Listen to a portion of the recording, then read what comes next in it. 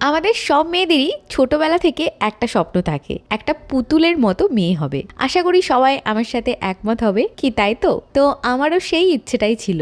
তো ভগবানের আশীর্বাদে আমাদের প্রথম বেবি ছেলে হয়, মানে অঙ্কুশ। কিন্তু তার কয়েক বছর পরে আমি যখন দ্বিতীয়বার মা হই, তখন ভগবান আমার সেই ইচ্ছেটাকে পূরণ করে দেয়। আর দ্বিতীয় বেবি হিসেবে আমরা পাই আমাদের জীবনে তানিকে, যে আজকে শুধুমাত্র আমাদেরই চোখের মণি নয়, তার সাথে সাথে তোমাদের হাজার হাজার মানুষের ভালোবাসার পাত্রী হয়ে উঠেছে। এই যে নিজে হাতে তানিকে রোজ স্নান করানো, স্নানের সময় ওর দুষ্টুমি, পাকা পাকা ভাবসাব, জল দেখে অবাক হয়ে তানি তাকিয়ে থাকা, চোখে মুখে জল গেলে ভয়ে জোরে জোরে শ্বাস নেয়া, হাত পা জলের মধ্যে ঝাপাঝাপি, আর তারপর স্নানের পর টাওয়ালের মধ্যে থেকে ভেজা বিড়াল ছানার মতো তানি তাকিয়ে থাকা, আর স্নানের পর ওর গায়ের মিষ্টি গন্ধ, এই সবের অনুভূতি যেন আমার আত্মাকে ছুঁয়ে যায়।